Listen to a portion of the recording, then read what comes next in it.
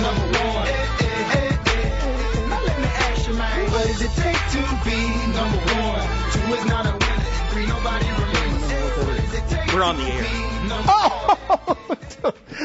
I just doing a little singing there. It's been 7 long years, Solid Blue fans, but finally the Cats have been resurrected from NIT to number 1. These players are not only on top of the rankings, they're on top of the world. I never would imagine that we'd be number 1. I never would imagine we'd be undefeated. I never really thought it would be like this, but I dreamt about it.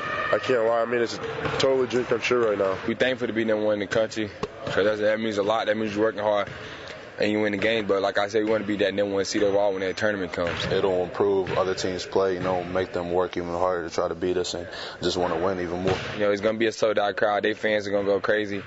And like we said, everybody's Super Bowl, so, they're going to come out and play to their best ability. They might hit certain shots they never hit against anybody else. But, I think Coach been preparing us for that well, and we've been preparing ourselves well, too. You'll have people coming out of the woodwork. You'll have ticket requests out of the woodwork. You're going to have media requests, how we deal with those.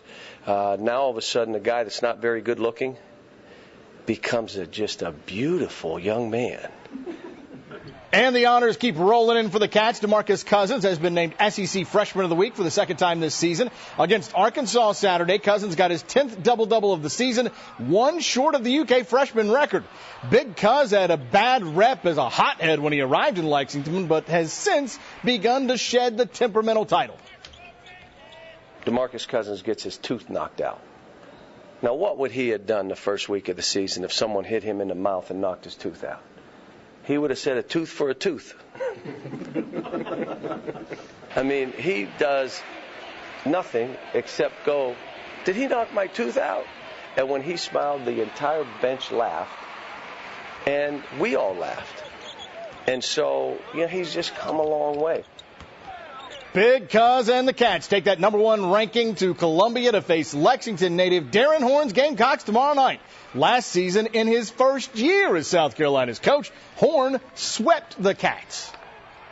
Good man, good coach, really good coach. What he did at Western and now what he's doing there. And I know he's from this area. I met his sister over at the Baptist church. I went to have lunch. She said, I'm Darren's sister. I said, I hope he loses twice to us this year. I know he beat us twice last year, from what I understand. So they're good. He does a great job. It's a great program. It'll be a hard game for us. I mean, sold out. It's going to be crazy.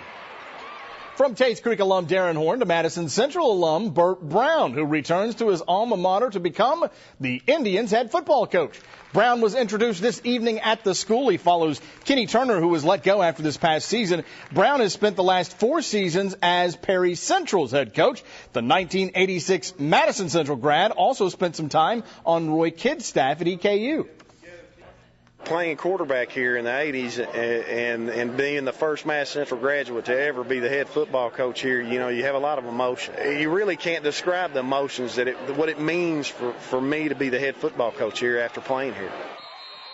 Lafayette's Eric Shaw has committed to EKU. Generals head coach Rob Sayer tells ABC 36 other schools like Shaw for defense, but Colonels coach Dean Hood has recruited Shaw to play tailback. Shaw led Lafayette in rushing, receiving, kick returns, and tackles last season. Henry Clay's Tyrell Johnson has also committed to the Colonels.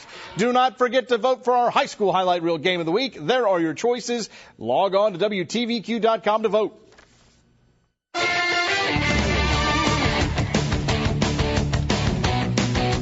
Professional bowling?